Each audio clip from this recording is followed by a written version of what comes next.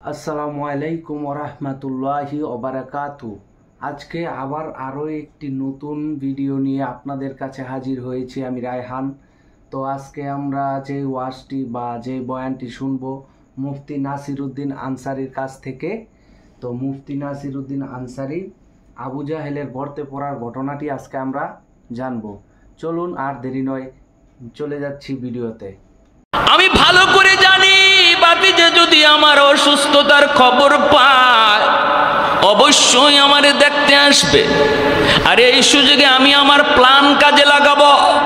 দরজার সামনে বিশাল একটা গর্ত বানাইলো আবু জাহেল, আর গর্তের উপরে চাটাই বিছায়া এমন ভাবে রাখলো যেন টের পাওয়া না যায়। আল্লাহর নবী রহমতের নবীর কাছে আবু জাহেলের লোকগুলি যায়, কয় মুহাম্মদ তোমার চাচা আবু জাহেল বড় অসুস্থ, কখন জানি মরে যায়। আল্লাহর নবী বলেন, কই আমাকে নিয়ে যাও, আমি আমার চাচাকে দেখতে যাব, আমি আমার চাচার সেবা করব। রহমতের নবী ঘর থেকে বের হয়ে গেছেন, নবীজি রওনা দিয়ে দিছেন, অথচ আবু জাহেল অসুস্থ নয়। আবু জাহেল ভালো মানুষ, সুস্থ মানুষ, ভান ধরছে অসুস্থতার। উদ্দেশ্য হলো গর্তে ফালায়া মায়ার নবীকে খতম করা। নাউজুবিল্লাহ। নবী জানেন না এই খবর, জানেন কে? আর একটু জোরে বলেন, জানেন কে? গায়েবের খবর জানে কে? আল্লাহ নবী রহমতের নবীকে আল্লাহ যদি জানায় নবী জানে, নতুবা নবী জানে না, ঠিক কিনা? নবীজি বের হয়ে গেছেন, নবী জানেন না, কারণ আল্লাহ জানাই নাই। এজন্য নবী বের হয়েছেন আবু জাহেলের সেবা করার জন্য। সামনের দিকে আগাইতেছেন। আল্লাহ পাক রব্বুল আলামিন জিব্রাইল আমিনকে কই, জিব্রাইল তাড়াতাড়ি করে আমার বন্ধুর কাছে যাও। আমার বন্ধু তো উদার দিলের মানুষ, কখনো দুশ্মনের দুশ্মনী মনে রাখে না। আমার বন্ধু তো উদার দিলের মানুষ, কারণ আমার বন্ধুকে তো আমি রহমত বানায় পাঠাইছি। দুশ্মনের দুশ্মনী আমার বন্ধু ইয়াদ রাখে না। আর কিছুক্ষণ গেলেই তো আমার বন্ধু গর্তে পড়ে যাবে। আবু জাহেল গর্তে ফালে আমার বন্ধুরে খতম করতে চায়। জিব্রাইল তাড়াতাড়ি করে যাও, কারণ আমি আল্লাহ বদর যুদ্ধের পরে বন্ধুর বডিগার্ড সব বিদায় দিয়া আমি আল্লাহ নিজে তার পাহারাদার হয়ে গেছি। নবীজির পাহারাদার কে? আর একটু জোরে বলেন, কে? আল্লাহ বলেন, বন্ধু কোনো পাহারাদার লাগবে না, আজ থেকে আমি আল্লাহ পাহারাদার। সুবহানাল্লাহ। আজ থেকে আমি আল্লাহ তোমার পাহারাদার। মায়ার নবী, দয়ার নবী, রহমতের নবী হাঁটতেছেন। অল্প কয়েকটা কদম দিলেই নবীজি গর্তে পড়ে যাবেন। হঠাৎ করে জিব্রাইল আমিন হাজির। আবু জাহেলের বন্ধুগুলি এরা দেখে না, নবী তো দেখেছেন। নবীর কানে কানে এসে জিব্রাইল কয়, নবী গো আর সামনে কদম দিয়েন না। আল্লাহু আকবার। যেখানে আছেন থেমে যান, থেমে যান। আবু জাহেল অসুস্থ নয় গো নবী। আল্লাহ নবী বলতেছেন, কও কি জিব্রাইল? বলে হা। আবু জাহেল অসুস্থ নয় গো নবী, আপনার খতম করার জন্য গর্ত বানায় রাখছি, আর কয়েকটা কদম দিলে আপনি গর্তে পড়ে যাবেন। অসুস্থ মানুষের বান্দরে বিছানায় পড়ে আছে। আল্লাহ পাক আমাকে তরিত গর্দিরে পাঠাইছে, যাও আমার বন্ধুকে যায় বলো আমি আল্লাহর আদেশ, বন্ধু যেন এখান থেকে রিটার্ন আবার বাড়ি চলে যায়। মায়ার নবী, দয়ার নবী এখান থেকে আর কথা না বলে ব্যাক করলেন। আবু জাহেলের লোকগুলি কয়ে, মুহাম্মদ যাবা না? নবী কয়ে, না না আমি যাব না। কেন? নবী কোনো কথা বলেন না, চলে গেলেন। কলিজার ভিতরে ব্যথা। আমি আমার চাচাকে বড় দিল নিয়ে, উদার মন নিয়ে দেখতে আসলাম, আমার চাচা বুঝি আমাকে হত্যা করতে চায়। চাচা বুঝি আমাকে হত্যা করতে চায়, আমার ক্ষতি করতে চায়। নবীজি রিটার্ন চলে গেলেন। আবু জাহেলের লোকগুলি দৌড়ায় আবু জাহেলের কাছে গেল, যা বলতেছে উস্তাদ আর ঘুমায় থাকা লাগবে না, ঘুম থেকে উঠে যাও। কেন? কয় তোমার ভাতিজা আসে নাই। কস কি তোরা? বলে হ আসে নাই। কেন আসে নাই? কয় জানি না, আসছিল তো আসছিল, আর কয়েকটা কদম দিলেই গর্তে পড়ে যেত, কিন্তু জানি না কে তারে কি বলল। ওখান থেকে রিটার্ন চলে গেল, গর্তে পা দিল না। আবু জাহেল লাফ দিয়ে উঠছে ঘুম থেকে। কই রে আমার ভাতিজা কই? কই আবু জাহেল দৌড় দিছে। দৌড় দিতে যাইয়া নিজেরই খবর নাই, গর্ত বানায় রাখছে। নিজের গর্তে নিজেই যাইয়া দপাস করা পড়ছে। কার জন্য কি বানাও? হ্যাঁ, অন্যের ক্ষতি করার জন্য যে যা করো, এই ক্ষতিতে নিজেরই পড়া লাগে, ঠিক কিনা? আল্লাহ নবীকে যে গর্তে ফালাইয়া হত্যা করতে চেয়েছিল, এই গর্তে নবী পড়লেন না, যে বানাইছিল হে নিজেই পড়ল, ঠিক কিনা? তাহলে আমরাও কি মানুষের ক্ষতির জন্য কোনো ফাঁক বানাবো? মনে রাখবেন, ভালো করে ইয়াদ রাখবেন, চিরন্তন সত্য, যে যার জন্য ফাঁদ বানাইবা এটা তার জন্য না, নিজের জন্যই বানাও, এটা নিজের জন্যই বানাও। আল্লাহ নবী তার হাদিস শরীফে বলেন, যে মানুষটা মানুষের মন্দ গায়, মানুষের দুশ্চর্চা করে, আল্লাহ তারে এই দোষে দোষী না বানাইয়া তারে মরণই দিবে না। তুমি যার দুশ্চর্চা করো, এই দোষে তোমারে দোষী না বানাইয়া আল্লাহ তোমার মৌত দিবে না। কত বড় কঠিন কথা। অতএব সাবধান, মানুষের দুশ্চর্চা, মানুষের ক্ষতি করার চিন্তা জেহেন থেকে, ব্রেন থেকে সরাও, কারণ এই ক্ষতিটা নিজের কপালেই থাকে। দুদিন পর আর আগে এটা আমার জন্যই ধার্য থাকবে। আল্লাহ নবী তো চলে গেলেন, আবু জাহেল দৌড় দিল ভাতিজা কইয়া, নিজেরই হুঁশ নাই, গর্তে পড়ে গেল। গর্তে পড়া মাত্রই আল্লাহ পাক গর্তকে নির্দেশ করে, এরে গর্ত, একটু ভালো করে বলো, তোমার খালিক আর মালিককে? গর্ত কয় মালিক, তুমি তো খালিক। জানোনি তোমার পেটে কে পড়ছে? আমার দুশ্মন, আমার বন্ধুর দুশ্মন। তুমি যতটুকু গভীর ছিলা, দুশ্মন লইয়া আরো গভীর হয়ে যাও। হুকুম মানবে কার? কার হুকুম মানবে? আল্লাহর হুকুম।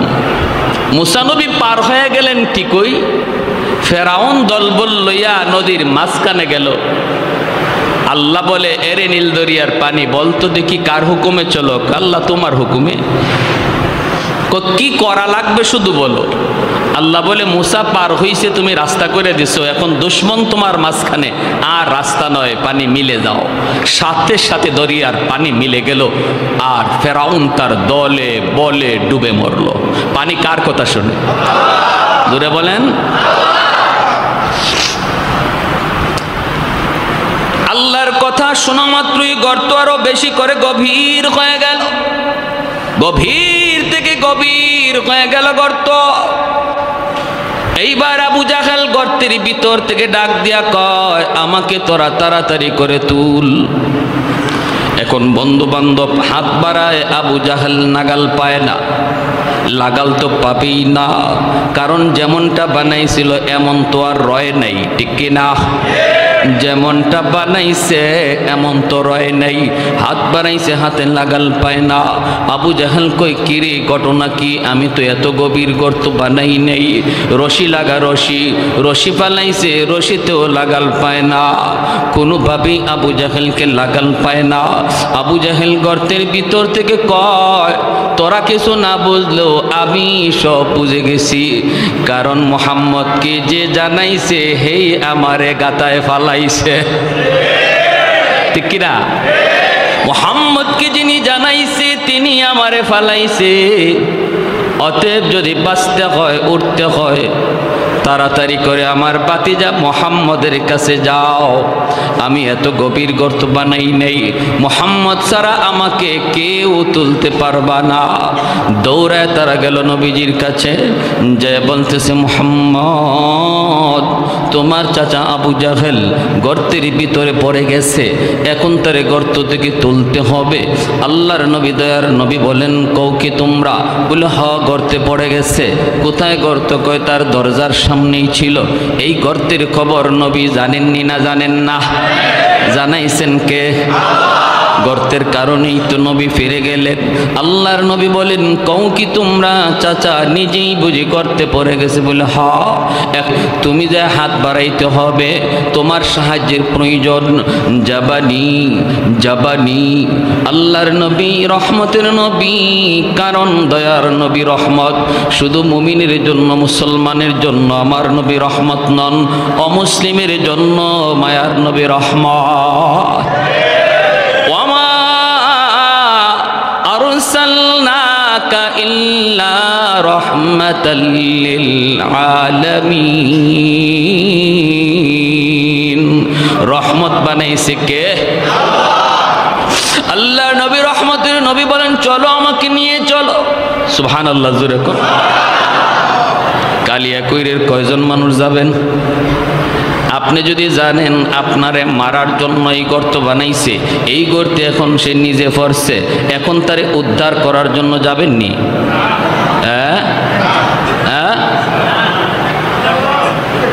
আরো কি কইমু? কইমু কামের কাম হইছে, ওর কাম এটার যোগ্য ছিল, ও কবরে গেছে ভালো হইছে, এখন উপর থেকে মাটি দিয়া লাও, ঠিক না? ও কবরে গেছে ভালো হয়েছে, ওর এখানেই যাওয়া দরকার, এখন উপর থেকে মাটি দিয়ে লাও, তেতে কম সারে। আমরা হইলে এই কথা বলতাম।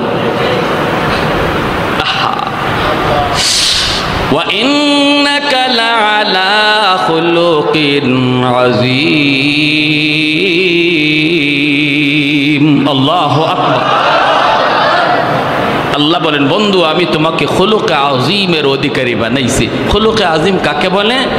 কেউ যদি খারাপ আচরণ করে, খারাপের বদলা খারাপ দিয়ে দেয় না, বরং খারাপের বদলাটা ভালো দিয়ে দেয়, আবার তার জন্য আল্লাহর কাছে হেদায়েতের দোয়াও করে। সুবহানাল্লাহ। একটু জিকির করি, লা ইলাহা ইল্লাল্লাহ, জোরে।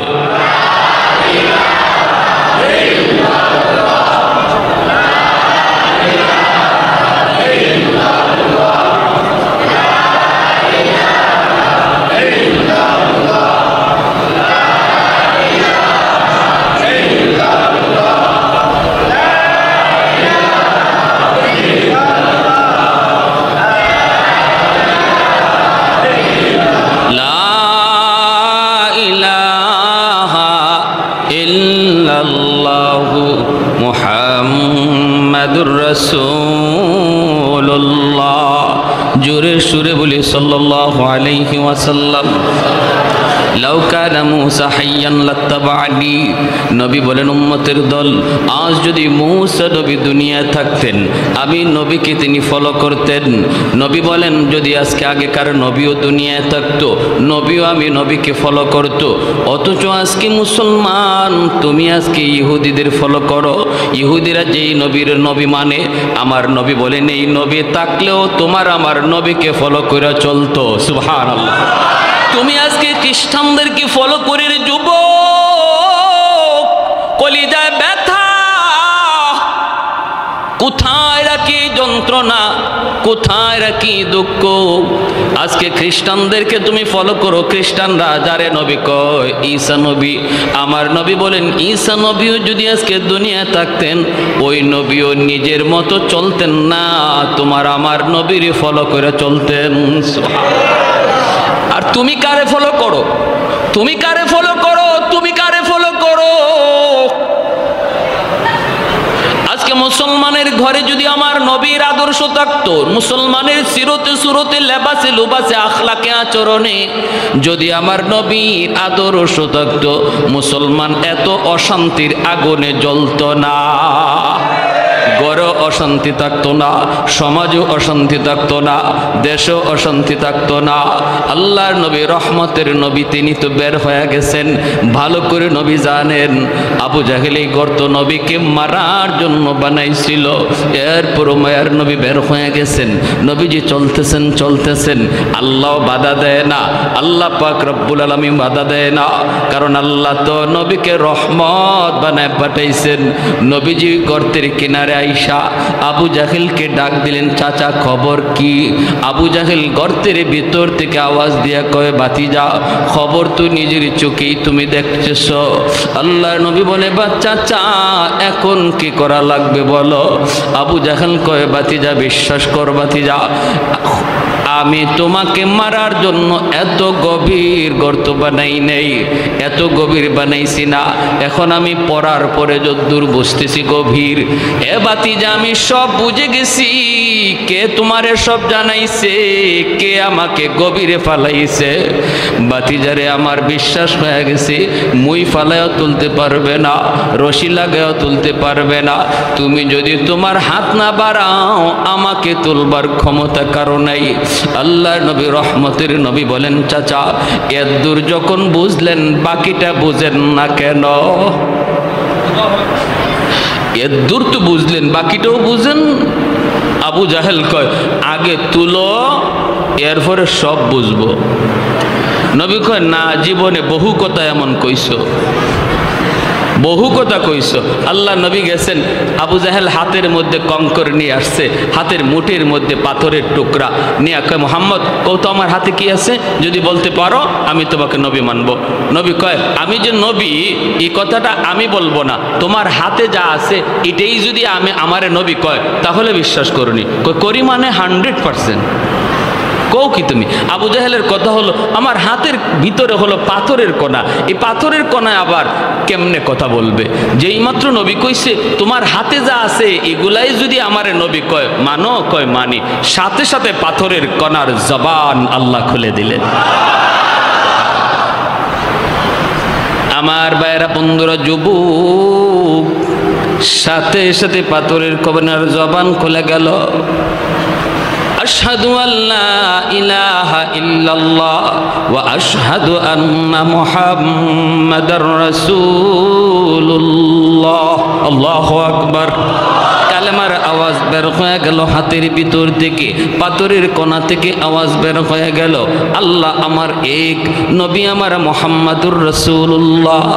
সাথে সাথে আবু জাহেল কয় কি, হায় হায়, আমার কাছে যেটা আছে এটাও দিয়ে মুহাম্মদের কথা কয়, আমারে কয় না। হাত থেকে এভাবে উঁচু করে দূরে নিক্ষেপ করে ফেলা দেয়, আর কয়, মুহাম্মদ তুমি এত বড় জাদুকর, নাউজুবিল্লাহ, জোরে কর, তুমি এত বড় জাদুকর, আমার হাতের মধ্যেও তুমি জাদু চালায় দিতে পারলা। ওরে মুহাম্মদ, তোমার জাদু চলে জমিনে, এবার তুমি দেখি একটু পারো তো আসমানে তুমি কিছু দেখাইতে পারো কিনা? কারণ যদি জাদু হয় শুধু জমিনে চলে, আসমানে জাদু চলে না, এটা নিয়ে তুমি কিছু পারো দেখাও, তাহলে আমি কালেমা পড়ে মুসলমান হয়ে যাব। আল্লাহর নবী বলেন, চাচা যান, চাঁদের উপর যদি আমার কৃতিত্ব চলে, আমার পাওয়ার চলে, আমার ক্ষমতা চলে, তবে কি তুমি মানবা? কয় অবশ্যই, কারণ চাঁদ নিয়ে জাদু করার ক্ষমতা কারো নাই। সাথে সাথে দয়ার নবী, মায়ের নবী কয়, মালিক, চাঁদের উপরে ওরা দেখতে চায় আমার মুজিজা। আল্লাহ বলে, বন্ধু, শাহাদত আঙ্গুল দিয়া চাঁদকে ইশারা করো, ইশারা করা তোমার কাম, আর চাঁদকে দ্বিখণ্ডিত করে দেওয়া আমি আল্লাহর কাম। মুহূর্তের ভিতরে চাঁদ দ্বিখণ্ডিত হয়ে গেল। এত কিছু দেখার পরও আবু জাহেলের কপালে হেদায়াত নাই রে যুবক, হেদায়েত নাই, হেদায়েত নাই। আমাদের সমাজেও কিছু মানুষ আছে, এমন কিছু যুবক আছে, উলামায়ে কেরাম কত করে বুঝায়, দাওয়াত ও তাবলীগ ওয়ালারা তারে কত করে বুঝায়, এরপরও বুঝ মানে না, বুঝ মানে না। কত সুযোগ পাইলো, এরপরও সুযোগ কাজে লাগে না, লাগে না রে যুবক। এর নাম হলো কপাল পোড়া। খাতামাল্লাহু আলা কুলুবিহিম ওয়া আলা সামঈহিম ওয়া আলা আবসারিহিম গিশাওয়া। না না, এমনটা হওয়া যাবে না। ভাইরের নাম কপাল পোড়া, কপাল পোড়া আবু জাহেল, হেদায়েত কপালে নাই। নবী বলেন চাচা যান, না না, এমন কথা বললে হবে না। ওটার পরে তুমি কালেমা পড়বা, গ্যারান্টি কি? ওখান থেকে তুমি কালেমা পড়ো। আবু জাহেল কই বাতিজা বিশ্বাস করো, অতীতের সব কথা তুমি ভুলে যাও রে বাবা। এইবার কথা দিছি, আমি তো এমনি বৃদ্ধ হয়ে গেছি, এক পা তো এমনি কবরে চলে গেছি। শেষবারের মতো আমার কথাটা বিশ্বাস করো, আমাকে তুমি একটু উপরে তুইলা দেখো। মায়ার নবী, দয়ার নবী আবু জাহেলের এই কথার উপরে বিশ্বাস করে নবী আমার রহমতের হাত বাড়ায়া দিছেন। সুবহানাল্লাহ। নবী আমার তার রহমতের হাত বাড়ায়া দেওয়া মাত্রই আল্লাহ পাক রব্বুল আলামিন কয়, এরে গর্ত একটু তাকা দেখ, তোর দিকে আমার বন্ধুর রহমতের হাত চলে এসেছে। আল্লাহু আকবার। যে নবীর হাতের ইশারায় চাঁদ দ্বিখণ্ডিত হয়, সুবহানাল্লাহ। আমার বন্ধুর হাতের এত দাম, এত দাম, যেখানে বন্ধুর হাত লাগে সেখানে বরকত চলে আসে। আল্লাহু আকবার, জোরে বলেন। নবীজির হাত লাগা মাত্রই বরকত চলে আসি। আল্লাহর নবী রহমতের নবী যায় বলেন, যাবের খানা আছে 4 জনের 5 জনের, মেহমান হইছে 1500, টেনশন করো না রে যাবে, আমি নবী তোমার বাড়িতে আজকে মেহমান, আমার সাহাবেরও তোমার বাড়িতে মেহমান। খানা হলো তোমার পাতিলে মাত্র 4 জনের 5 জনের, মেহমান হলাম আমরা 1500। কোনো টেনশন নাই, পাতিলের বাক্সটা আমার সামনে হাজির করো। কোথায় তোমার গোশতের পাতিল, কোথায় তোমার রুটির পাতিল? মায়ার নবী, দয়ার নবী হাত মোবারকের মধ্যে একটু লব মোবারক লাগাইয়া গোশতের পাতিলে লাগাইয়া ডাকনাটা নবী দিয়া বলে, যাবে শুধু গোশত নিবা নিবা, কখনো ডাকনা সরায় না। আল্লাহু আকবার। এ গর্ত আমার বন্ধুর হাতের এত দাম, এত দাম। রদ্দে শামস নামক কিতাবের ভিতরে লিখেন, তাবুক যুদ্ধ থেকে ফিরে আসার পথে আল্লাহ নবী বিশ্রাম নিতেছেন। আলী রাদিয়াল্লাহু তাআলা আনহুর উরুতের যুবক মায়ার নবী আলীর উরুতে ঘুমাইতেছেন। ওই অবস্থায় সূর্য হেলে গেছে, আসরের রক্ত চলে গেছে, অথচ আলী আসরের নামাজ পড়েন নাই, আসরের নামাজ পড়তে পারেন নাই। নবীজি আসরের নামাজটা পড়েই আলীকে বলেন, আলী ও আলী, তোমার উরুতে একটু বিশ্রাম নিব। নবীও জানেন না আলী যে আসর পড়েন নাই, অথবা নবী জানলেও মনে করছেন একটু পরে ঘুম থেকে উঠে যাবেন, আলী আসরের নামাজটা পড়তে পারবে। কিন্তু না না, আমার আপনার নবীর চোখ লেগে গেল, ওরে আল্লাহর গোলাম, এমন ভাবে চোখ লাগলো আর চোখ খুলল না। সূর্য ডুবে গেল, আসরের রক্ত চলে গেল। মায়ার নবী ঘুম থেকে উঠলেন, উইটা দেখেন আলীর চেহারাটা একদম বিমর্ষ হয়ে গেছে, কারণ নামাজ কাজা। ঠিক কিনা? খাঁটি একজন মুমিনের অন্তরে নামাজ কাজা হওয়া মাত্রই কলিজায় ব্যথা লাগবে। বোঝা গেল তার কলিজার ভিতরে নামাজের প্রতি মহব্বত ইমানের আলামত। এটা ইমানের আলামত। মাল ইমান ইয়া রাসূলুল্লাহ, ইযা সাররাতকা হাসানাতুকা ওয়া ইযা সাআতকা সাইয়্যাতুকা ফাআনতা মুমিন। আল্লাহ নবী ইমানের স্কেল বলে দিলেন। সাহাবী জিজ্ঞেস করে, নবী গো ইমান কাকে বলে, কাকে বলে, কাকে বলে? আল্লাহর নবী বলেন, যখনই কোনো নেক কাজ করবা তখনই দেখবা দিলে শান্তি লাগে, আর গুনাহ হলেই অন্তরে অশান্তি লাগে, বুঝবা তোমার কলিজায় ইমান আছে। আর আর যদি গুনাহ করার পর কলিজায় ব্যথা না লাগে, বরং আরো অন্তরে খুশি হও, কষ্ট বড় আফসোস। আজকে আমাদের যুবক ভাইদের দিকে তাকাইলে অন্যায় করতেছে হাসতে হাসতে, অন্যায় করার আগেও কোনো অনুভূতি নাই, গুনাহ করার পরেও কোনো অনুশোচনা নাই। নবী বলে ঈমানের আলামত না, এটা ঈমানের আলামত না রে যুবক। তোমার খাতিরে আল্লাহ আসমান বাঁচায়া রাখছে, জমিন বাঁচায়া রাখছে। রব্বুল আলামিন কয়ে রে জমিন থাম থাম, জমিনে যেই পরিমাণ গুনাহ হয় এই হারে যদি জমিনে গজব আসতো বহু আগেই জমিন ধ্বংস হয়ে যাইত। কিন্তু এরপর আমি আল্লাহ কেন জমিন ধ্বংস করি না জানুনি?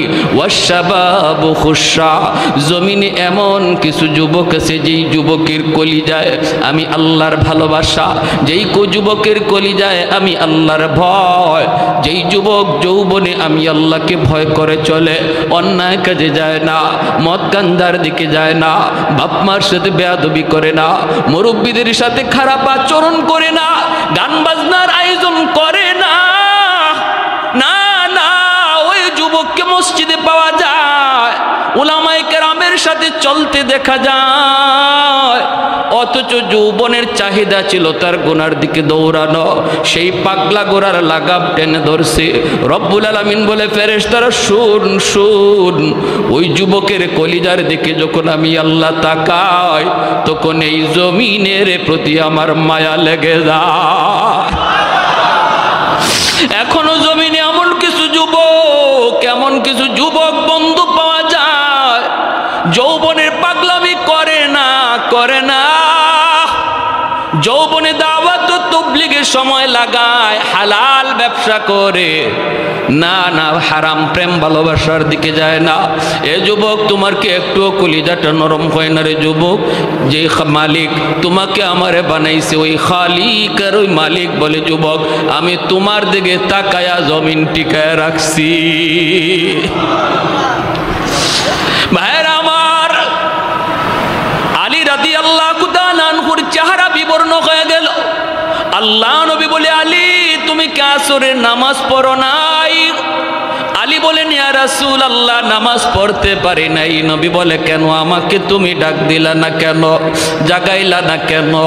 আলী কয় নবী গো, কলিজায় জিজ্ঞেস করেছিলাম এ আলীর কলিজা বল, তুই কি নামাজের জন্য তুই নবীরে ডাক দিবি নাকি নবীরে ঘুমাইতে দিবি, কি করবে তুই বল? কিন্তু আমার মন বলে না রে আলী, নামাজ কাজা হয়ে যায় তোর হয়ে যাক, তবুও রহমতের নবীর ঘুম ভাঙ্গাইস না।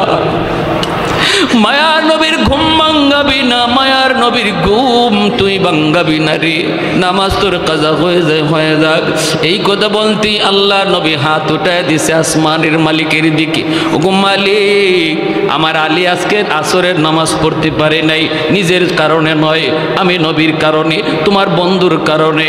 ও মালিক, আমি হাত উঁচায় রাখলাম, এই হাত জমিনে আর নামাবো না গো। ডুবন্ত সূর্য আবার তুমি আকাশে উঠায় দাও, যেন আলী আসরের নামাজ ঠিক টাইমে পড়তে পারে। রদ্দুশ শামস নামক কিতাবের ভিতরে লিখেন নবীর হাত এখনো নামান নাই, ওই হাত উপরে থাকতে থাকতে মালিক সূর্যকে ডাক দেয়, সূর্য আমার বন্ধুর ওই হাত এখন উপরে, যে হাতের উসিলায় আমি তোরে বানাইছি, আমার বন্ধুর আবদার উঠে যা। সাথে সাথে সূর্য আকাশে উঠে আসলো, সূর্য আবার আকাশে উঠে আসলো, ডুবে যাওয়া সূর্য নবীর হাতের উসিলায় আবার উঠে গেল। আল্লাহু আকবার। আলী ঠিক টাইমে নামাজ পড়লেন। ওই নবী যখন হাত বাড়ায় গর্তের দিকে, আল্লাহ কয়ে রে গর্ত, আমার বন্ধুর হাত চলে এসেছে, এখন আর রশি নয়, মই নয়, অন্য কোনো মানুষের হাতও নয়, আমার বন্ধুর হাত তোর ভিতরে চলে এসেছে, আর দেরি করবি না, আবু জাহেলকে উপরে উঠায় দে। লিফটের মতো মাটি আবু জাহেলকে উপরে উঠায় দিছে, আর আমার আপনার নবীর হাত ধরছে, নবীজি টান দিয়া তার উপরে উঠে নিছে। কৌনাইন মুখতার খোদা তুমকো বানায়া, कौनैन मुख्तार खुदा तुमको बनाया, उम्मत का निगाहबान खुदा तुमको बनाया, उम्मत का निगाहबान खुदा तुमको बनाया। मौला मेरा आका मेरा रहमत के नबी है, तजदार मदीना है तो माहे अरबी है, तजदार मदीना है तो माहे अरबी है। अशजार ने देते हैं नबूवत के शहादत, तशकीक कमर में है तो अंगुल की इशारत, तशकीक कमर में है तो अंगुल की इशारा। अल्लाह अकबर जोरे बोले। नबी कय चाचा एबार कालेमाटा पড়ালান, গর্তের ভিতর থেকে ওয়াদা দিছিল উঠলেই কালেমা পড়ব, ঠিক না? নবী কয় চাচা তুলসী তো এবার কালেমাটা পড়েন। মায়ার নবী কত চেষ্টা করছেন প্রিয় মানুষগুলাকে, রক্তের মানুষগুলিকে হেদায়েতের পথে আনার জন্য, কত আপ্রাণ চেষ্টাই না মায়ার নবী করছেন। তারপরে নবী বলেন চাচা গো, ও চাচা আমি তো আপনার কথা মানছি, এবার একটু আমার কথাটা মানেন। আবু জহলকে বাতিজা রে তুমি যে অত বড় জাদুকর আগে জানি না। কপালে কি নাই? কি নাই? ইন্নাকা লা তাহদি মান আহবাবতা ওয়ালাকিন্নাল্লাহ ইয়াহদি মান ইয়াশা। আল্লাহকে বন্ধু হেদায়েত এটা কোনো মানুষের হাতে আমি রাখছি না, এটা শুধু আমার হাতে। তোমার কাম দাওয়াত দেওয়া, কে নিব আর কে নিব না এটা জানি আমি আল্লাহ। উলামায়ে কেরামের কাম হলো ওয়াজ শোনানো, উলামায়ে কেরামের কাজ হলো হক বাতিলের পরিচয় জানানো, উলামায়ে কেরামের কাজ হলো আলো অন্ধকারের পরিচয় শোনায়া দেওয়া, জানায়া দেওয়া। মানবে কে আর মানবে না কে এটা কার হাতে? আমাদের দায়িত্ব লাস্তা আলাইহিম বিমুসাইতির, দারোগা নয়, পিটানো আমাদের দায়িত্ব নয়, জোর করো আমাদের দায়িত্ব নয়। আমাদের দায়িত্ব শুধু শোনায়া দেওয়া, ভালো অন্ধকার পরিচয় শোনায়া দেওয়া, যে দায়িত্ব মায়ার নবীর ছিল। উলামায়ে কেরাম সেই দায়িত্ব নিয়ে মাঠে ময়দানে কাজ করে, কিন্তু কারা আসবে আর কারা আসবে না সেটা কার হাতে? এজন্য এত সুন্দর আখলাকওয়ালা নবী, যেন সেই যে নবীর আদর্শ আমার জীবনের প্রতিটা সেক্টরে আমি প্রতিনিধি, জনপ্রতিনিধি, দায়িত্বশীল। মায়ার নবী মদিনার রাষ্ট্রনায়ক, নজির আসেনি না নাই? আদর্শের নজির আসেনি না নাই? ফাতেমা মায়ার নবীর কুরাইশ বংশের মহিলা চুরির দায়ে ধরা পড়লো, আল্লাহর নবীর বংশের মহিলা চুরির দায়ে ধরা পড়লো। এইবার চুরির অপরাধ কি হাত কেটে দেওয়া, কিন্তু এই মহিলার হাত কাটলে কুরাইশ বংশের ইজ্জত যায়, নবীর বংশের ইজ্জত যায়। সাহাবাই কেরাম মায়ার নবীর কানে এই কথাটা কে শোনাবে? নবী গো এই মহিলাটার বংশ আপনার, অতএব হাত কাটতেন না, বিচারটা একটু হালকা করা যায় কিনা, এই কথাটা নবীর কানে কে শোনাবে? সবাই মনে করতেছে শোনানো দরকার, কিন্তু শোনাবে কে?